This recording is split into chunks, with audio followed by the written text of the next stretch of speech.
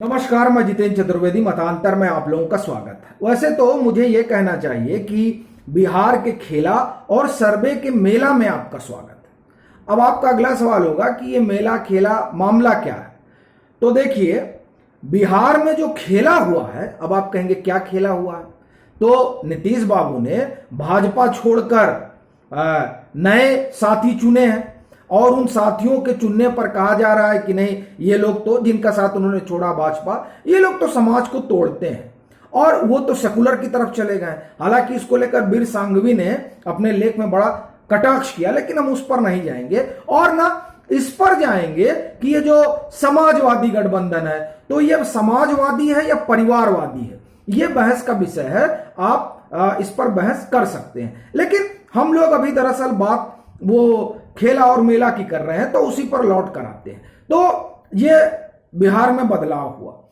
इस बदलाव के बाद एक सर्वे आता है। वो सर्वे क्या कहता है उस पर हम लोग बाद में आएंगे, लेकिन पहले उस सर्वे से जो मिर्ची लगी है उस पर बात कर लेते हैं। तो ये जब बिहार में बदलाव हुआ तो जाहिर तौर पर वो लोग, जो लोग ये आशा पाले बैठे हुए थे कि कैसे नरेंद्र मोदी को हटाया जाए, कैसे भाजपा को हराया जाए, उनको संजीवनी मिल गई नीतीश कुमार के इधर से उधर जाने से। अच्छा, बड़ी चीज ये है कि जिनके जाने से संजीवनी मिली, पहले हम उनका एक ट्रैक रिकॉर्ड देख लेते हैं। हालांकि जब आप वो ट्रैक रिकॉर्ड देखेंगे तब भी मिर्ची लगेगी उन लोगों को जो लोग ये मानकर चल रहे थे कि नहीं, अब तो नीतीश बाबू आ गए हैं तो हम लोग उलट फेर कर देंगे। तो उस उलट फेर की जो वो लोग सोच रहे हैं, उससे पहले तो जदयू का ही ट्रैक रिकॉर्ड देख लिया जाए। और इसमें याद रखिएगा, अभी ललन सिंह भी जो जदयू के राष्ट्रीय अध्यक्ष हैं, वो भी कहते हैं हमको बस 85-60 सीट तो हराना, 40 सीट तो हराना, लेकिन वो सब अभी अलग मसला है। तो जदयू का क्या ट्रैक रिकॉर्ड है? जदयू 2010 में अपने शीर्ष पर थी, 118 सीटें। उसके बाद उसका डिक्लाइन हो रहा है विधानसभा में, और अगर हम आप 2020 में आकर देखिए तो 43 पे सिमट गए। यह है जदयू का बढ़ता आधार। मतलब देखिए, बढ़ता तो उनके लिए है ना जिन लोगों ने इस नए बदलाव से बड़ी अपेक्षाएं पाल रखी हैं, तो उनके लिए यह बढ़ता बदलाव है। जो 2010 में 118 पे थे वो अब 43 पे आ गए हैं। अब उनसे उलटफेर की संभावना जताई जा रही है, और अगर आप कभी जो उलटफेर नहीं कर पाएंगे तो आपके ऊपर बिफर पड़ेंगे। अभी आप जाइए सोशल मीडिया पर, कई लोग बिफरे पड़े हैं इसी बात पे कि कैसे सर्वे ने यह कह दिया कि नीतीश बाबू कुछ नहीं कर सकते हैं। यह बड़ी दिलचस्प बात है। तो यह हाल तो जदयू का है। आ जाइए लोकसभा में 2014 में, तो अगर हमको आपको सबको याद है कि बड़ा भारी गठबंधन था कम से कम बिहार में, औंधे मुंह गिर पड़े जदयू वाले। लेकिन फिर भी अब आप कह दीजिएगा तो भी नाराज हो जाएंगे, लेकिन छोड़िए। 2019 में ये आम बात है, और ये अब वो खास तरह के जो विश्लेषक हैं, मैं उनकी बात नहीं कर रहा हूं। बाकी ये सब जान रहे हैं कि 2019 में जो वोट गिरे वो नरेंद्र मोदी के नाम पर गिरे। अगर ऐसा नहीं होता तो 2014 में भी उनके नाम पर वोट मिलते, जिनको 2 सीटें मिली थी। जदयू को 2014 के लोकसभा चुनाव में 2 ही सीटें मिली थी।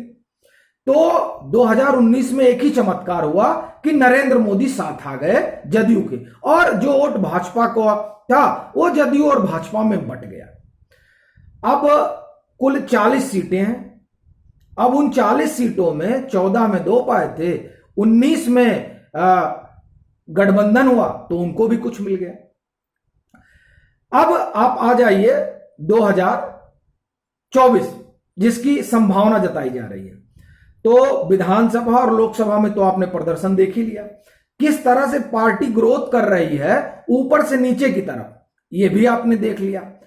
अब इसके बावजूद भी ये जो मेल जोल हुआ, तो इस मेल जोल से एक संभावना ये लोगों में, उन लोगों में जिन लोगों को बड़ा दर्द हो गया सर्वे देखकर, कि सर्वे ने मतलब एकदम इग्नोर ही कर दिया कि क्या बात, मैं ये नहीं कहूंगा एकदम इग्नोर कर दिया, लेकिन अभी उस पर हम लोग बात करेंगे। तो ये जो नया गठजोड़ हुआ, इस गठजोड़ से हुआ कि अब ओबीसी लामबंद होंगे। जी हां, असल मसला यही है। वो जो गठबंधन हुआ बिहार में, उस गठबंधन से एक चीज ये मान लिया गया कि अब ओबीसी लामबंद होगा। मतलब आप ये कहिए कि कागजों पर आंकड़े बड़े मजबूत हो गए, लेकिन जमीन पर क्या होता है इसका प्रमाण 2014 है, 2017 है उत्तर प्रदेश, 2019 है, 2022 है कि जो कागजी घोड़े दौड़ा रहे थे वो जमीन पर औंधे मुंह गिर गए, और जो औंधे मुंह गिरे हैं वही सर्वे पे सबसे ज्यादा सवाल खड़े कर रहे हैं। आप उन लोगों को जाकर देखिए, टटोलिए 2022 के उत्तर प्रदेश के चुनाव, सभी एक राय थी नहीं, पश्चिम में तो भाजपा का सुपड़ा साफ हो रहा है, वहां राष्ट्रीय लोकदल और समाजवादी पार्टी एकजुट हो गई है, पूरब में पता नहीं कौन कौन एकजुट हो गए हैं, और वहां अखिलेश यादव सुपड़ा साफ कर रहे हैं, और वैसे भी वो अखिलेश यादव का मजबूत गढ़ है। ठीक, तो वह ओबीसी का जो कॉन्सेंट्रेशन है वो पूर्वी उत्तर प्रदेश में ठीक ठाक है, और वो ठीक बात है कि उनका मजबूत गढ़ माना जाता है। लेकिन क्या हुआ, ये जितने विश्लेषक थे और कुछ ने तो सर्वे भी कर लिया था, और उस सर्वे के जरिए उन्होंने घोषित कर दिया था कि 10 मार्च के पहले जो तमाम, और ओपिनियन पोल, एग्जिट पोल जो आए थे, ओपिनियन पोल को तो उन्होंने खारिज ही किया था, एग्जिट पोल को भी खारिज कर दिया था, और कह दिया था कि नहीं, ये एग्जिट पोल जो है ये भाजपा ने पैसे देकर निकलवाए हैं, और इन्होंने जो एग्जिट पोल दिया है वो एकदम सटीक है। पता चला कि जब नतीजे आए तो इनके तमाम विश्लेषण भी औंधे मुंह गिरे, इनके एग्जिट पोल भी औंधे मुंह गिरे। अब वो लोग ये कागजी घोड़े दौड़ा रहे थे कि नहीं, अब नीतीश बाबू आ गए हैं तो उलटफेर होगा। चलिए, उन्होंने एक खिड़की खोल कर रखी थी कि इस बार वो ये जैसे उत्तर प्रदेश में कह रहे थे कि 400 सीट अगर समाजवादी पार्टी पा जाती है तो कोई आश्चर्य नहीं होगा, लेकिन इस बार ये जो नया गठजोड़ बना उस पर ये तो नहीं कह रहे हैं कि ये नया गठजोड़ 300 पाने जा रहा है, और थोड़ा माइल्ड हो गए, कह रहे हैं कि देखिए 303 सीटें हैं भाजपा की, तो करना कुछ नहीं है, बस इसमें से 40-50 सीटें कम कर देनी है। 40-50 सीटें आप कम कर दीजिएगा तो ये कहां पहुंच जाएंगे। मतलब इनका जो है, आप एक तरह से ये कह सकते हैं कि जो जादुई आंकड़ा है 272 का, उससे नीचे गिर जाएंगे। अब ये लोग तमाम इस तरह की बातें कर ही रहे थे कि इंडिया टुडे का सर्वे आ जाता है, और सर्वे कहता है कि चलिए नीतीश बाबू चले गए तो चले गए, फिर भी भाजपा 286 सीट पा रही है। अच्छा, यही अभी आप आगे कहीं जाइए मत, ठहरिए। पहले तो 286 उन्होंने बताया था, दूसरा उन्होंने कह दिया कि जिन लोगों को प्रधानमंत्री के तौर पर देखा जा रहा है उनमें तो नरेंद्र मोदी सबसे ज्यादा लोकप्रिय हैं, 53% लोग 8 साल सरकार में रहे हो गया, लेकिन फिर भी लोकप्रियता में कोई कमी नहीं आई। फिर आते हैं राहुल गांधी, 9% के आसपास, बड़ा गैप है। फिर आते हैं अरविंद केजरीवाल, 6.5% के आसपास, इसमें नीतीश बाबू कहीं नहीं है। अच्छा, अब ऐसे कैसे होगा कि नीतीश बाबू नहीं है? इसका भी जो है, इस पर भी कहा जाने लगा कि नहीं, ये तो जो सर्वे हुआ है उसमें साजिश हुई है। अब ये पता नहीं कैसे सर्वे में साजिश हो गई, ये तो हमको नहीं पता, लेकिन जो लोग साजिश की बात कर रहे हैं असल में ये वही लोग हैं जो 14 से लेकर और 22 तक एक ही बात कर रहे थे हर चुनाव से पहले कि ये तमाम सर्वे गलत हैं, ये तमाम एग्जिट पोल गलत है।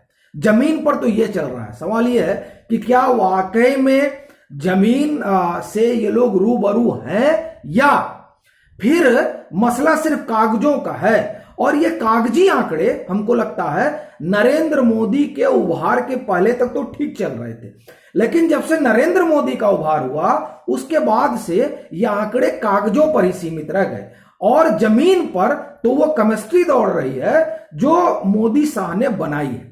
तो जाहिर तौर पर अब ये जो सर्वे है वो संभवतः उसी केमिस्ट्री का आईना है, और ये आईना जब उन लोगों को दिखा जो लोग नीतीश बाबू के उधर जाने से बड़ी संभावना पाल कर रखे थे, तो उनको बड़ा झटका लगा। और मिर्ची ऐसी कि अभी आप देख ही रहे होंगे, और नहीं देख रहे होंगे तो धीरे धीरे वहां तक आप पहुंच भी जाएंगे कि किस तरह से आप ये कहिए कि जब मिर्च लग जाती है तो आदमी उछल कूद मचाता है, तो उसी तरह की उछल कूद चल रही है। अभी के लिए फिलहाल इतना ही।